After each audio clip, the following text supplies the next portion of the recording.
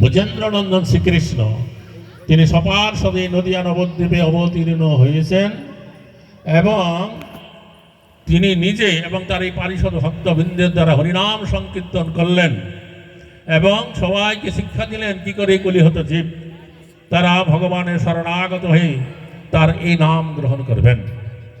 আর তা করতে গিয়ে তিনি কোনো স্থানাস্থান কালাকাল পাত্র অপাত্র মানে কে যোগ্য বা কে অযোগ্য আছে তা বিচার করলেন না। যাকে আগে কাছে পেয়েছেন তাকেই তিনি বিনা সাধনায় এই প্রেম ভক্তি প্রদান করে দিলেন। এমনকি নবদ্বীপবাসী পাষণ্ড যে দুই ভাই জগাই মাধাই যারা এমন কোনো হীন পাপ কর্ম নাই যা তারা করেনি, তাদেরকে বিনা সাধনায় অযাচিতভাবে অর্থাৎ ওদের কোনো সাধনাও ছিল না আর ওরা কোনো কিছু পেতে ইচ্ছাও করে নাই, তথাপি এই গৌরাঙ্গ মহাপ্রভু নিত্যানন্দ প্রভু তাদেরকে কি করলেন এই প্রেম ভক্তি প্রদান করে দিলেন। তো এই গৌরাঙ্গ মহাপ্রভু এই জগতে অবতীর্ণ হয়ে এই জগৎবাসীর কাছে এমন একটা অমূল্য সম্পদ প্রদান করে গেছেন যা কোনো কালে কোনো স্বরূপে তিনি কখনোই প্রদান করেননি। তো সেটা কি এমন বস্তু যা ভগবান এই গৌরাঙ্গ মহাপ্রভু রূপে অবতীর্ণ হয়ে প্রদান করে গেছেন আর অন্য কোনো স্বরূপে কোনো কালে প্রদান করেননি? সেটা হচ্ছে কি, যেটা হচ্ছে এই যে গৌরাঙ্গ মহাপ্রভুর আগমনের পূর্ব অবধি এই জগৎবাসী মানুষ তারা পরমেশ্বর ভগবানের আরাধনা করতেন। কীরকম ভাবে? পরমেশ্বর ভগবান সর্বশক্তিমান ঈশ্বর ভগবান, আর আমরা হচ্ছে অনুচেতন বিশিষ্ট ক্ষুদ্রজীব, তাই আমাদের কর্তব্য হচ্ছে সেই পরমেশ্বর ভগবানের আরাধনা করা। এইরকমভাবে তারা কি করতেন? পরমেশ্বর ভগবানের আরাধনা করতেন। তাতে জীবের সাথে যে ভগবানের যে একটা সম্বন্ধ জ্ঞান তা ছিল না। ভগবান আমার কে, আমি ভগবানের কে, এবং তারা এইরকম ভগবানকে ঈশ্বর বুদ্ধিতে বা তাদের কর্তব্য বুদ্ধিতে আরাধনা করে তারা চতুর্বিধার মুক্তির কোনো একটা মুক্তিপথ প্রাপ্ত হয়ে তারা বৈকুণ্ঠাদি ধামে যেতেন। এতে ভগবান পূর্ণরূপে সন্তুষ্ট হতেন না। চৈতন্য চরিতামৃত গ্রন্থের আদি লীলায় তা বর্ণনা করা আছে। ভগবান চাইতেন তার ভক্তরা তার সাথে সম্বন্ধযুক্ত ভাবে ভক্তি করে তার ধামে তার কাছে এসে তার সাথে লীলা বিলাস করবেন। আর সেই পরমেশ্বর ভগবানকে যে কেউ এ দাস্য সখ্য বাৎসল্য এবং মধুরভাবে তার সাথে সম্বন্ধযুক্ত হয়ে তার সেবা করতে পারা যায়। গৌরাঙ্গ মহাপ্রভুর আগমনের পূর্ব অবধি এই জগৎবাসী মানুষ তা জানতেন না। তো চৈতন্য চরিতামৃত গ্রন্থের আদি লীলায় চতুর্থ পরিচ্ছেদে বর্ণিত আছে, মহাপ্রভু তার ভক্তগণের কাছে বলছেন যে আমি চারিভাবে ভক্তি দিয়া নাসাইম ভবন, অর্থাৎ এই যে দাস্য সখ্য বাৎসল্য মধুর রসের ভক্তি প্রদান করে আমি সমস্ত জগৎবাসীকে কি করব? নৃত্য করাবো।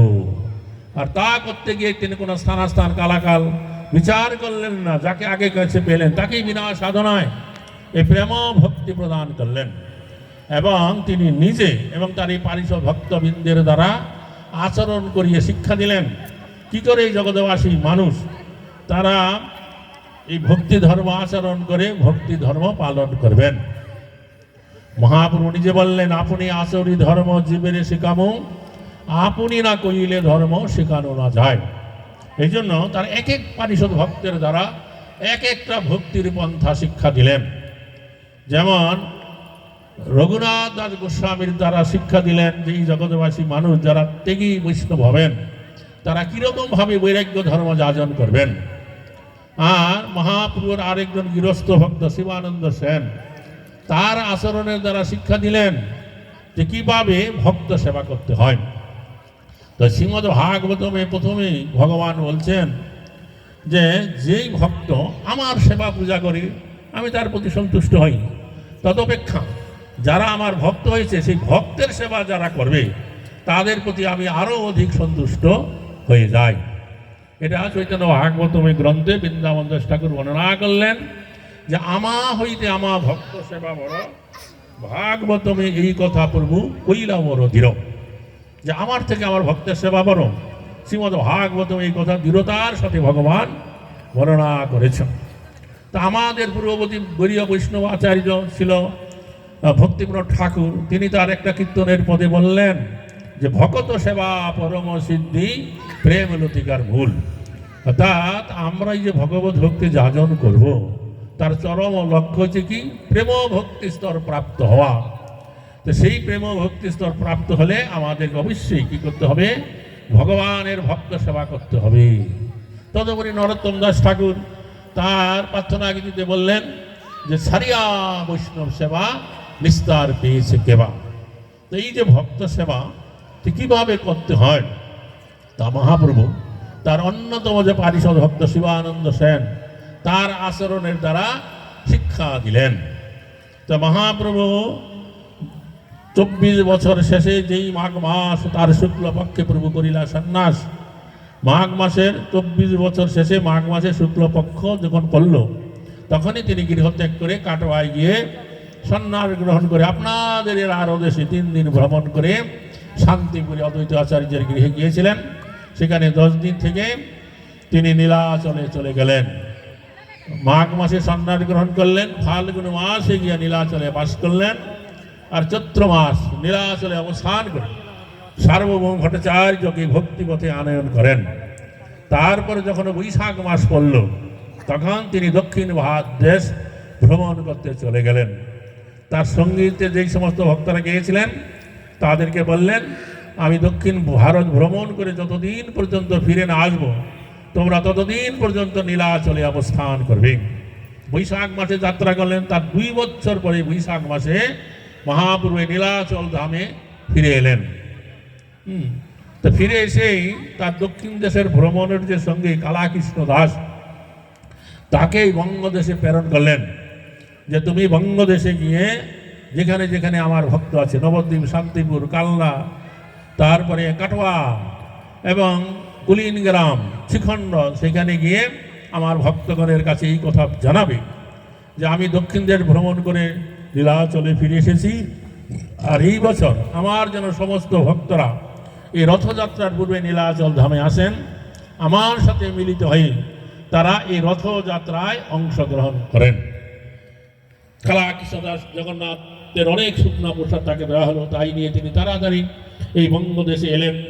এসে মহাপ্রভু ভক্তগণের কাছে যখন এই সংবাদ দিলেন, মহাপ্রভু সমস্ত ভক্তরা তখন খুবই আনন্দিত হইলেন। তারা ঠিক করলেন তার নীলাচল ধামে তারা যাবেন। যাবেন তো বটে, কিন্তু কী করে যাবেন? তখনকার দিনে এখনকার মতন এরকম কোনো যান্ত্রিক যানবাহন ছিল না, কোনো পাকা রাস্তা ছিল না। কোথায়ও যেতে হলে সবাইকে কী করতে হতো? পায়ে হেঁটে যেতে হতো। যার যার ব্যবহার করা জিনিসপত্র, এই কাপড়, গামছা, জলপাত্র ইত্যাদি নিয়ে যেতে হতো, হাতে করে, মাথায় করে বা বাসের বাকি করে। আর যারা অনেক সময় কী করতো? এই গরুর গাড়ি, ঘোড়ার গাড়িতে যেতেন। তো তখনকার দিনে এই নবদ্বীপ শান্তিপুর থেকে যাত্রা করে নীলাচল ধামে যেতে 1 মাস সময় লাগত। ভক্তরা তাদের নিজ নিজ জিনিসপত্র বহন করতেন, আর প্রতিদিন 30-40 কিলোমিটার হাঁটতে হতো। তারপরে কোথায় থামা হতো, তারপরে সেখানে রান্না বান্না, খাওয়া দাওয়া হতো, বিশ্রাম করতেন। তো শিবানন্দ সেন দায়িত্ব গ্রহণ করলেন, এই ভক্তগণকে নিয়ে তিনি নীলাচলে যাবেন। তো নিজের বাড়ির থেকে তিনি যে রান্না করার বাসনপত্র, প্যাকসের হাতাখন্তা, লোকজন সংগ্রহ করলেন, আর কিছু রসদ, চাল, ডাল, তারপরে তেল, মশলাপাতি নিলেন, আর শাকসবজি যাওয়ার পথে কিনবেন। তখন 300-400 ভক্তের একটা দল প্রস্তুত হলো নীলাচলে যাইতে। তো শিবানন্দ সেন এইভাবে ভক্তগণকে লালন পালন করে নীলাচলে